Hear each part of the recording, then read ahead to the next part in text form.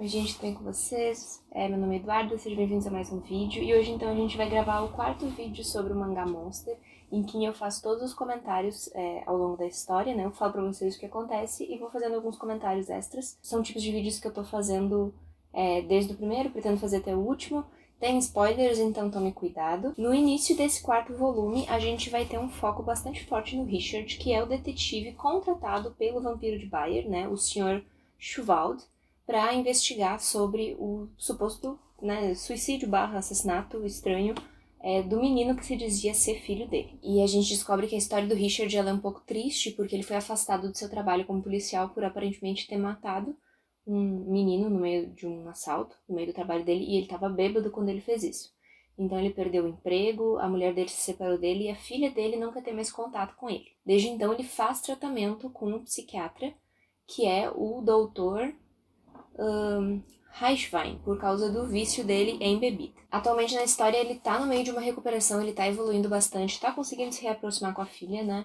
Tá tentando ali marcar um encontro com ela. No meio disso, o Johann, que tá lá perto do senhor... Esses nomes alemão é muito difícil de lembrar. O Johann, que tá perto do senhor Schwald e tá manipulando ali toda a situação, consegue fazer com que o Karl se revele como filho dele, né? Como filho legítimo, já que o senhor Schwald estava procurando fazia muito tempo o filho perdido, e toda a história da Margot Langer que a gente viu no outro vídeo, no outro volume. E bom, depois que o Schwald e o Karl começam a se relacionar como pai e filho, o Schwald vai lá e fala pro Richard: tá, tudo bem, não preciso mais dos teus serviços, não precisa mais investigar aquele assassinato e nem procurar quem é meu filho de verdade, né? E vou encerrar a investigação por aqui. E o Richard, ele fica... ele não gosta disso, porque ele fala, ainda tem muita coisa pra investigar, tem coisas muito estranhas, mas o Schwald, ele é muito incisivo na decisão dele, então ele fala, não, tá tudo bem, e o Richard fala, tá bom, mas eu vou continuar investigando. À medida que ele vai descobrindo mais coisas, ele então vai percebendo que o elemento estranho no meio de toda aquela confusão, aqueles acontecimentos, é o Johann. Ao mesmo tempo que várias coisas estranhas começam a acontecer com ele, as pessoas tenta empurrar ele na linha do metrô, ele tá passando do lado de um prédio em construção e cai materiais, né, madeira, essas coisas na cabeça dele. Então tem coisas estranhas acontecendo. O Richard, como ele se consulta com esse psiquiatra, que é o Reichwein, que eu já esqueci o nome dele de novo, ele conta tudo o que tá acontecendo, né? E o psiquiatra, que é quem faz o tratamento do Richard, então acompanha todo o desenvolvimento das coisas, né, auxiliando ele ali com a parte do ficar longe da bebida, do equilíbrio emocional, essas coisas. Esse psiquiatra, ele é amigo do Dr. Gillen, que é aquele psicólogo forense que a gente conheceu nos volumes anteriores e que entrevista assassinos em série pra pesquisa dele e tudo mais. E o Gillen é amigo do tema. Lá pela página 114, a gente começa a se deparar com uma cena que a gente vai lendo e vai vendo que isso aí vai dar muito errado. Que é, o Richard, ele tá no telefone com a filha dele, que finalmente deixou ele se aproximar o suficiente e tá marcando um encontro com ela pro dia seguinte. Né? E ele tá muito feliz, ele até fica com lágrimas nos olhos e tudo mais. E nessa hora, então, o Johann bate na porta e fala, eu quero conversar contigo, fazer umas perguntas pra minha tese e tudo mais. E aí a gente fica, ai meu Deus, não vai dar boa coisa isso aí. E no início do próximo capítulo, a gente tem uma cena que é bem forte, que é, então, uma cena de suicídio do serial killer Jungers, que o Gillen estava entrevistando. O Gillen estava fazendo perguntas sobre o Johann, mostra uma foto pro Jungers, o Jungers fala algumas coisas estranhas e em seguida comete suicídio, né, com uma caneta. É uma cena bem forte, assim, é um início de capítulo que você sente que vai ser pesado o clima. Então, depois dessa cena inicial, a gente vai ter a cena toda da conversa do Johann com o Richard. E é um momento, assim, que cresce dramaticamente, porque a gente já tá, então, influenciado pela aura do Johann, que é um personagem assustador, de certa forma. Então, vai acontecendo, a situação vai ficando cada vez mais estranha e mais desconfortável, e até culminar, né, mesmo, no ponto alto do capítulo, né, no clímax do capítulo. Mas até chegar lá, a gente descobre umas coisas. O Johann, então, tá querendo fazer umas perguntas pro Richard pra tese dele, que seria, então, sobre... já esqueci. Ele fala que tá fazendo uma pesquisa sobre o Acordo Internacional firmado em 1989 em prol dos direitos da criança. E aí ele queria falar com o Richard em função do episódio em que ele acabou assassinando uma criança, né, um adolescente, um jovem, que tinha acabado de completar os seus 18 ou 17 anos, agora eu não lembro. E a situação toda é muito estranha, é um diálogo muito estranho. Eles estão num bar, o Johan tá bebendo, o Richard não, por causa do vício dele em bebida. E o Johan vai fazendo comentários e mais comentários que, assim, a gente vê que são propositais, porque a gente sabe quem é o Johan e o que ele é capaz de fazer, e vai ficando desconfortável, sabe? Até o momento que eles falam, vamos sair do bar porque tá tarde, não sei o que, eles saem do bar. O Johan leva uma garrafa de whisky com ele e eles seguem conversando. E a gente vai descobrindo, então, que o menino que foi assassinado pelo Richard, ele fazia parte, então, das crianças que moravam no 511 Kinderheim. Então, possivelmente, ele conhecia o Johan. E, bom, daí vai crescendo toda a questão da cena, o Johan vai fazendo mais perguntas, e tem um momento na página 131 que o Richard pergunta qual é o objetivo do Johan. Né? E o Johan, ele vai responder, eu só quero escrever minha tese. Tipo, ele só quer escrever a tese da faculdade dele. Tudo bem, essa é a desculpa dele. Mas eu acho interessante que na cena, a gente não vê o rosto dele, ele responde caminhando pra frente. Talvez a resposta do Johan não seja tão mentira assim, porque possivelmente ele tá conversando com o Richard pra comprovar um ponto, uma crença dele, né? Como eu já disse nos outros vídeos, as crenças do Johan, elas batem muito de frente com as crenças do tema, que é a questão o tema acredita que todas as pessoas são iguais, né, merecem tratamento igual, e pro Johan, as pessoas não, elas são diferentes, a não ser na morte, né. E bom, segue acontecendo coisas estranhas, comentários estranhos, e a gente descobre então que o Johan sabe que talvez o Richard não estivesse bêbado na noite que ele assassinou essa criança, né, esse menino. E aí o Johan vai fazendo acusações de que o Richard não estaria bêbado, de que ele fez aquilo porque ele quis, porque ele achou que o menino merecia, enfim. Tem várias acusações. O Johan fala, você não estava bêbado quando atirou nele, estava? O quê? Estava sóbrio. E tinha controle de seus atos. Decidiu executar o rapaz e puxou o gatilho com toda a frieza. Não estou certo? E o Richard fala que não, né, em pânico. E o Johan pergunta, por que tenta esquecer? Ou será que está apenas mentindo? Está mentindo para a sociedade ou está tentando enganar a si mesmo? Você tinha a prova dos crimes dele. Tinha direito de executá-lo? Acha que se mentir seu pecado vai desaparecer? Que crime bárbaro! Um homem que cometeu tal atrocidade tem o direito de fingir que está recuperado e encontrar a filha? Termina, então, a cena com Johan oferecendo uma bebida para o Richard. Aí na próxima página, na 138, a gente tem, então, 2 policiais batendo na porta do psiquiatra do Richard falando que ele morreu, né, que ele foi encontrado morto. Aí, muito triste, muito triste. Mesmo sabendo o que ia acontecer, eu ainda acho muito triste, porque o Richard estava a caminho de se recuperar para encontrar a filha dele. E chega o Johan e, enfim, atrapalha, né, tudo isso. Mas depois que você termina de ler essa parte, dá pra se perguntar, será que o Richard bebeu por causa do que o Johan falou pra ele e aí se jogou? Ou será que o Johan conseguiu deixar o Richard tão atordoado a ponto de poder empurrar o Richard e botar a culpa na bebida?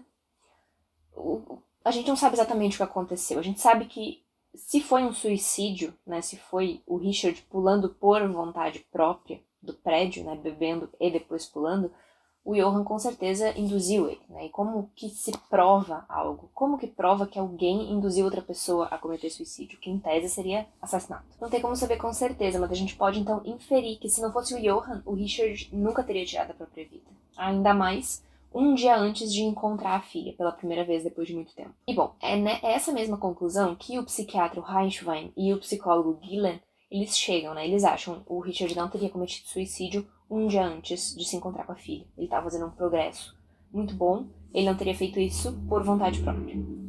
Como o Reinschwein sabia de tudo que o Richard estava fazendo por conta das sessões, então eles decidem meio que investigar por conta própria, já que a polícia não vai fazer isso. E, bom, no dia do velório do Richard, o tema está lá observando o Reinschwein, e então decide continuar observando ele, até que um dia, né, passado um tempo depois da morte do Richard, o Roberto aparece para uma sessão de terapia com o psiquiatra. Eu já tinha vindo a esposa dele, né, que eu não sei se é a esposa mesmo, mas já tinha vindo essa mulher falar que o marido dela tinha uma amante e que eles não falavam sobre isso, o marido só ficava lá cortando grama, lavando o carro o dia inteiro em silêncio, enfim, tava tendo uns problemas conjugais ali.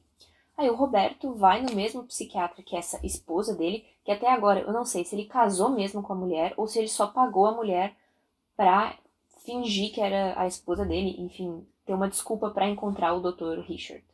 O Dr. Richard não, o Dr. Heinschwein. O psiquiatra então nota que tem uma coisa muito estranha sobre o Roberto e ele então decide que vai fugir. E é nesse momento que um detalhe insignificante, que já foi abordado no capítulo anterior e nesse aqui também, ele ganha uma importância muito grande, porque a secretária do Heinschwein sempre esquecia a porta aberta. E ele lembrava, fecha a porta, e ela nunca lembrava.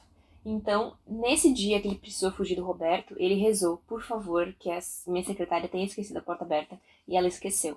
Foi uma coisa que já era citada fazia umas páginas, e isso é legal, né? É um pequeno detalhe que, de repente, tomou uma importância muito grande. O Heinschwein consegue, então, fugir do Roberto, e o Tema tá lá esperando para ajudar ele. Tá bom, depois que passa, então, toda a confusão com o Roberto, o Tema e o Heinschwein, eles sentam para conversar e eles chegam então a um acordo meio silencioso de que eles vão tentar descobrir o que aconteceu, né, com o Richard e o Johann. Eles vão tentar levar o Johann à justiça, né. Isso o Heinschwein acha que eles vão fazer, mas o Tema, a gente sabe que ele quer na verdade matar o Johann. E bom, aí o Heinschwein consegue então levar o Tema até o Johann pela primeira vez desde muito tempo, né. Eles não, os personagens, o Johann e o Tema, eles não se veem com muita frequência. E aí, isso acontece, esse reencontro deles, acontece na página 194, quando tá o Schwald, o Karl, e do lado tá o Johann. E o Tema olha pro Johann. O Johann, ele tá com aquela expressão, né, um sorriso muito, não sei se é cínico que eu posso falar, mas é o sorriso do Johann, né, aquele sorriso meio gentil para quem não conhece ele, mas como a gente conhece, ele é muito maléfico, né? Muito maligno. E até esse reencontro do Tema com o Johann, eu comentei com meu amigo, que tá fazendo a leitura coletiva junto comigo, ele achou muito interessante porque foi a primeira vez que eles estão se vendo, né? Que o Tema está vendo o Johann à luz do dia. E aí fica aquela questão de o Johann, ele é um monstro, né? Que dá nome ao mangá.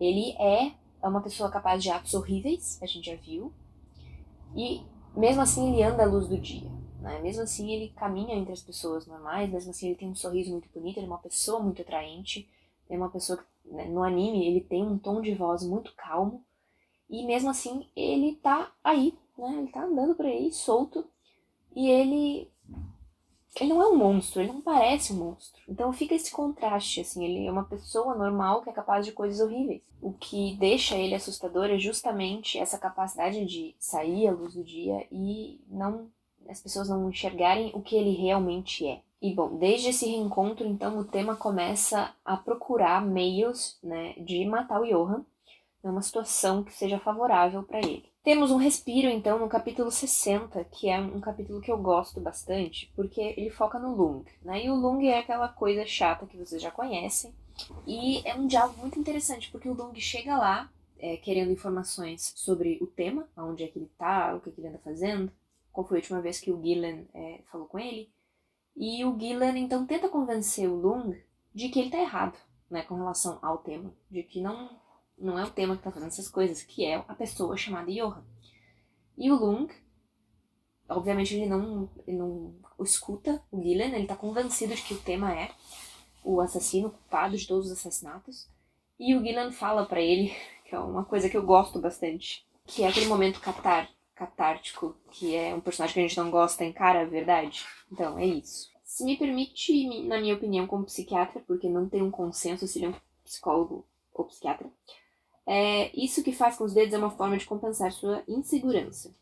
Eu também faço isso, no meu caso é com um gravador. A diferença é que o que está gravado aqui é imparcial. Por outro lado, tudo que gravou na memória por meio de seus dedos foi filtrado pelo seu ponto de vista. Tenho certeza de que sempre trabalhou desse jeito.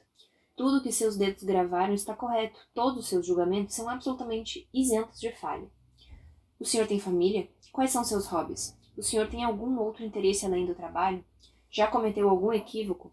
Não tem um medo imenso de cometer erros? Para o senhor, Tema tem que ser o assassino. Caso contrário, sua própria identidade entrará em colapso. abre os olhos para a verdade, mostra uma foto do Johan, né? Aí o Lung parece que escuta isso que o Gillen falou, mas na verdade não, porque só entra por um ouvido e sai pelo outro. E ele segue achando que ele tá certo, né? Ele não escuta o psicólogo, mas enfim. Mas só de o Gillen ter falado isso pro Lung já dá uma calma, sabe? Porque o Lung é muito chato. Depois, a gente tem, então, o capítulo da Nina e da Lottie, que é fofinho, assim, mas não acrescenta tanta coisa na história. A gente só vê que a Nina também tá no rastro do Johan. E aí tem um capítulo que eu gosto bastante, que é o Johan. O tema seguindo o Johan na floresta. Eu até comentei, quando eu tava falando com meu amigo, que esse capítulo, ele é um capítulo, obviamente, mais simbólico, assim, e mais calmo também. É um momento de tensão, que o tema, ele tá procurando a situação perfeita para matar o Johan. Aí ele pensa, vai ser nessa floresta. Mas antes que ele consiga, então, de fato escolher um lugar bom na floresta para assassinar o Johan, aparece um senhor que há anos já caminha por essa mesma floresta, e ele fala, então, que desde que ele matou um outro ser humano naquela floresta, os pássaros nunca mais pousaram nas mãos dele. Ele sempre ia naquela floresta e antes de cometer um assassinato, os pássaros vinham até ele, agora eles não vêm mais. E quando ele termina de contar essa história, um pássaro pousa na mão do Tema, né? E nesse momento o senhor fala, nenhum sangue vai ser derramado nessa floresta nunca mais, sabe? E termina o capítulo. É um capítulo todo simbólico, né? Cheio de simbologias, que eu acho que ele é muito delicado e é uma coisa que as obras ocidentais não têm, sabe? Então eu gosto desse capítulo, eu acho ele bonitinho, assim, acho ele, sim, calminho, apesar de toda a situação tensa. O capítulo 63, ele é um dos que eu mais gosto, porque é o capítulo da criança, né, do episódio das crianças que estão pulando dos prédios, porque o Johan manipulou elas pra fazer isso. Que é um jogo, né, ele fala que é um jogo, que as crianças ficam em cima do prédio, tem que andar uma em direção à outra de olhos fechados, quem cair perdeu o jogo, quem ficou vivo ganhou o jogo, né? Basicamente isso, as regras. O psiquiatra, então, ele vai até o hospital, encontra um menino que sobreviveu a esse jogo do Johan. O Dieter está com ele, porque o Tema deixou o Dieter com o Heinzweig, já que ele ia atrás do Johan, né, pra matar ele. E aí, esse capítulo, ele é bonitinho, porque ele é um pouco delicado, assim. A gente tem o ponto de vista do Dieter, que é uma criança que sofreu muito, né, muita tortura psicológica e física. E ele tá lá pra, então, salvar essa criança que, enfim, tá toda sob o controle do Johan, né? Ele acredita que tudo que o Johan fala é legal e por isso que esse jogo tem tanto valor pra ela. E aí o Dieter vai lá e consegue, através da conversa, então, convencer esse menino de que, na verdade, não é assim que funcionam as coisas. As coisas são mais complexas que isso. Tem coisas boas na vida, as quais vale a pena a gente se agarrar nelas pra viver. A gente não precisa ficar vivendo perigosamente, né? Eu gosto dessa conversa. E no final desse capítulo a gente descobre que o Johan falou pras crianças que o Tema vai matar ele, né, em algum momento, com um tiro. Como o Johan sabe disso, eu não sei. Não sei, mas ele falou pras crianças. E o próximo acontecimento que eu acho importante ressaltar, que acho que é talvez a coisa mais importante que acontece nesse volume, é o capítulo em que o Johan está na biblioteca organizando as coisas da doação que o Schuwald fez para a biblioteca da universidade. E aí ele acha um livro infantil. A bibliotecária está ajudando lá ele nas páginas 314 a 319. O Johan lê o livro e ele surta, né?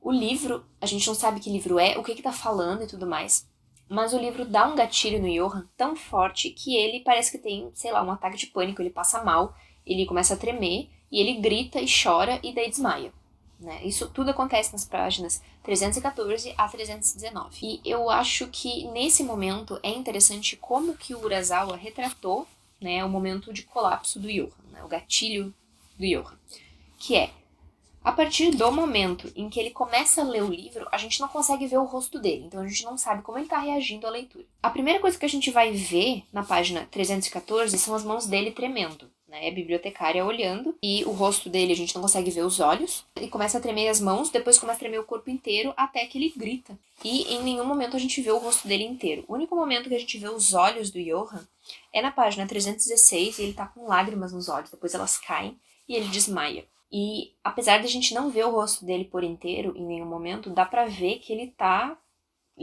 sentindo puro terror, né, naquele momento. O livro foi um gatilho para algum problema dele, alguma questão dele muito forte. E, e eu gosto muito desse momento, porque ele é revelador ao mesmo tempo que não é revelador.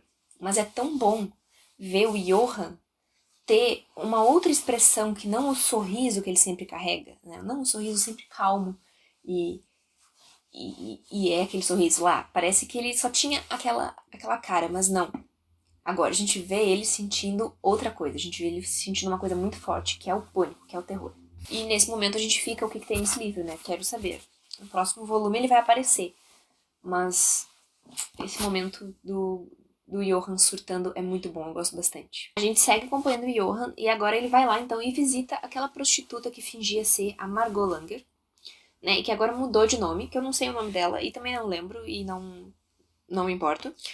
Mas eles têm uma conversa interessante. Na página 333, eles estão conversando e tal, e a Margot fala: Eu te vi no noticiário da TV. Estava ao lado do Schwald. E o Johann fala: Depois de se passar por Margot Langer, agora é Hindenburg Vermelha. A Margot responde: Até outro dia eu era a Sofia Azul.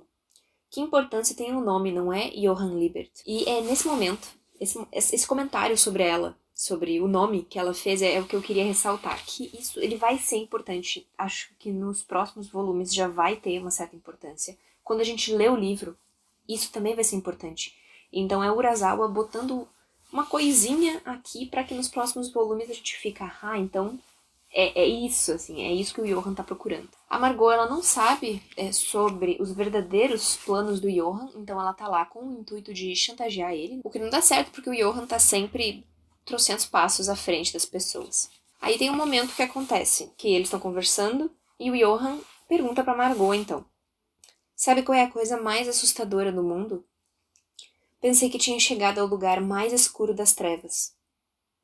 Mas vi à minha frente algo muito, muito mais sombrio. Ele levanta e sai. A Margot vai atirar nele, mas nesse momento o Roberto sai do quarto, né, que ele seria então o novo marido da Margot, e atira nela. E tem uma coisa muito interessante que é o som do tiro, no final do capítulo, contrastando com o Johann fazendo boas ações. Ele sai do apartamento da Margot, ele pega um balão com uma menina que estava ali na frente, ele dá dinheiro para uma viciada, e ele sai, e o som do tiro recuando atrás. Então fica o contraste do Johann fazendo uma coisa horrível, porque ele mandou o Roberto matar a Margot, mas ele sai segurando um balão, assim, que representa inocência, né? A gente relaciona balões a crianças. Então fica um contraste, assim, meio pesado. Assim, o capítulo é pesado. E aí, então, se encaminhando pro final do volume, acontece pequenas coisas. A gente vai ter o capítulo do tema interagindo com aquela menina médica, né? Que na verdade não é médica, mas ela trabalha como médica para refugiados, para imigrantes legais. O Lung investigando o tema, chegando até o mesmo livro tcheco que deu o gatilho no Johann no capítulo anterior. E o Gillen conversando com um cara que eu não sei que cara é, eu acho que é um bandido, um criminoso aleatório que ouviu falar no Johann. Mas a questão é que esse cara, ele idolatra o Johann, né? E o Gillen tá falando com ele na esperança de conseguir mais pistas sobre as próximas ações do Johann. Esse cara vai responder pro psicólogo Gillen que, se ele fosse o Johann, o próximo passo dele seria então matar os pais atuais.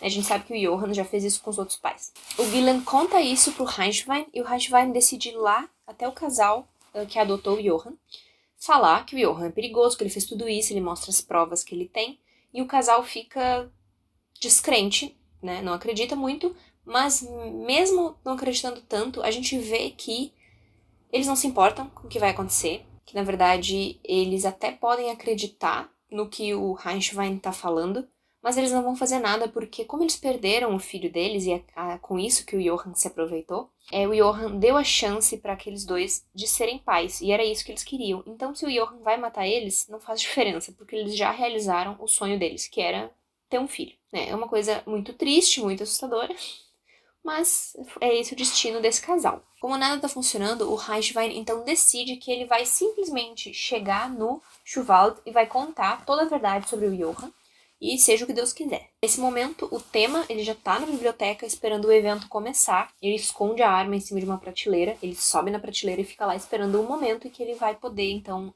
matar o Johann. E o volume se encerra. Não acontece tanta coisa emocionante nesse volume, mas eu acho que acontecem pequenas coisas importantes. A gente tem mais contato com as ações do Johann diretamente. Antes, a gente acompanhava muito o Tema, e a gente via as consequências das ações do Johann. Nesse volume, eu achei que a gente já pôde ver mais o Johann agindo, ver e não ver, como no caso do suicídio do Richard e no caso do assassinato da Margot, né, da Margot Langer. E eu acho que o Urasawa consegue deixar esses momentos assustadores de um jeito diferente, porque agora que a gente sabe um pouco mais sobre o Johann, que a gente tem mais pistas sobre o que o Johann tá querendo, ele vai ficando mais assustador de um outro jeito, né?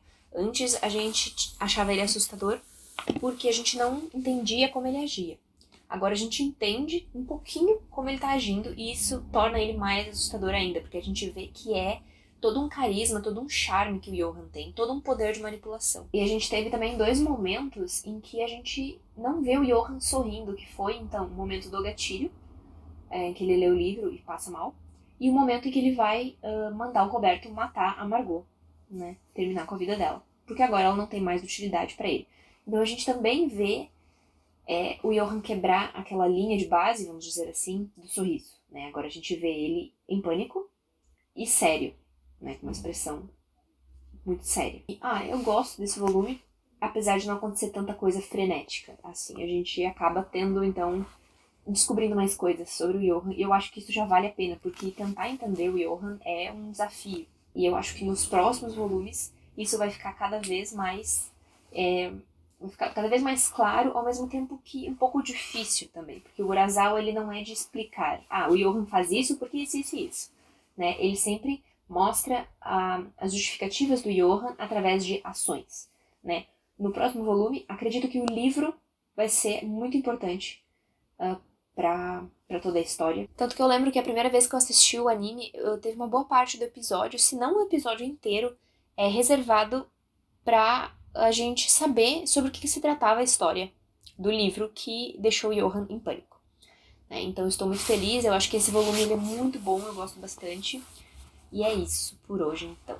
Você pode então deixar aqui embaixo nos comentários a sua impressão sobre esse 4º volume de Monster. Deixa o seu like também, porque esses vídeos dão bastante trabalho. Muito obrigada por ter assistido até aqui, eu espero você no próximo vídeo de Monster. E tchau, tchau.